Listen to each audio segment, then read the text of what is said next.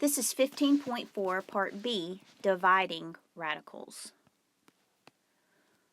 When we're dividing radicals, we use the same rule as multiplying radicals.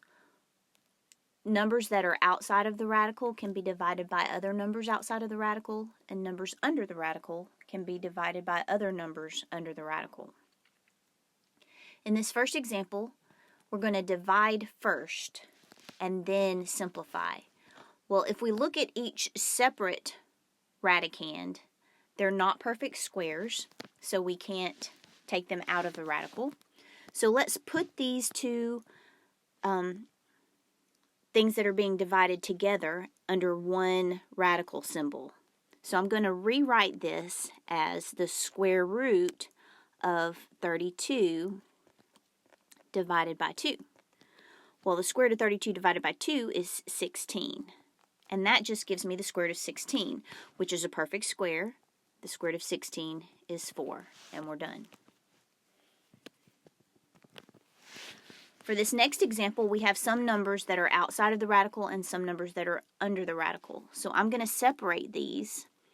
This is a negative 3 over 24. And then under the radical, we have 12 divided by 3. So if I simplify each fraction, a negative 3 divided by 24 would give me a negative 1/8. And then 12 divided by 3 under the radical is 4. Well, we know that the square root of 4 is 2. So this gives me a negative 1/8 times 2, or 2 over 1. And that's a negative 2/8, which would reduce to a negative 1/4.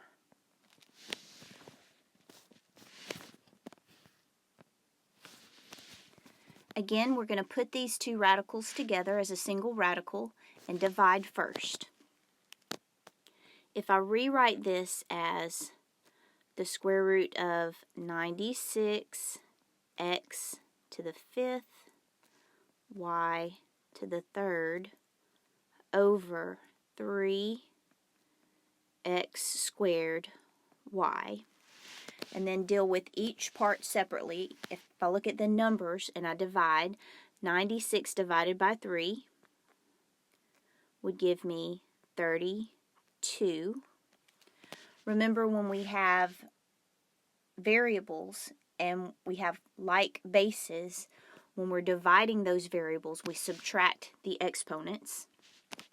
So x to the 5th divided by x squared, I would subtract the exponents and I get x to the 3rd. For my y's, y to the 3rd divided by y, this is an understood y to the 1. So again, when I subtract the exponents, I get y squared. Well, now I want to simplify my radical. 32 is not a perfect square, but it does have a perfect square factor. 16 is the biggest perfect square that will divide into 32. 16 times 2 is 32.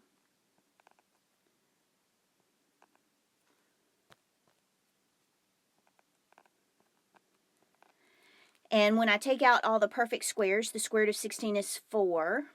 The 2 stays under. Remember, for my exponents, I divide my exponent by the index. So for that x, my exponent is a 3. I'm going to divide it by the index, which is 2. Square root, that would be 2. 2 will go into 3 one whole time with 1 left over. So remember, however many whole times it will divide into it, that's how many come out of the radical. And whatever the remainder is, that's what stays in the radical, or under the radical. So I get 1x on the outside, and 1x stays under the radical. Then for my y's, I have 2 y's. 2 will go into 2 one whole time with none left over. So 4xy, square root of 2x is my answer. Sometimes when we're dividing radicals, we need to reduce first and then simplify. For the square root of 18 over 50, I can't divide 18 by 50, so instead of putting them under one radical, which it already is, I'm going to separate it into two separate radicals and then try to simplify. So if I separate these into two separate radicals, I get the square root of 18 over the square root of 50. 18 is not a perfect square, but it has a perfect square factor. The biggest perfect square that will divide into 18 is 9. And the biggest perfect square that will divide into 50 is 25. Well, the 9 comes out as a 3, and the 2 stays under. 25 comes out as 5, and the 2 stays under. Well, since the 3 and the square root of 2 is not connected by a plus or minus, and the 5 and the square root of 2 are not connected by a plus or minus, we can cancel these out without killing any kittens, and my answer is just 3/5. Okay, in this last example, again, I can't divide 2 by 32, so I'm going to separate these into two separate radicals and then simplify. So if I separate these, I have 2x to the 5th over the square root of 32x. For my 2x to the 5th, 2 is not a perfect square, and it doesn't have any perfect square factors, so it stays under the radical. But for x to the 5th, I take my exponent of 5 and divide it by the index. So 2 will go into 5 2 whole times with 1 left over. So 2 is how many come out.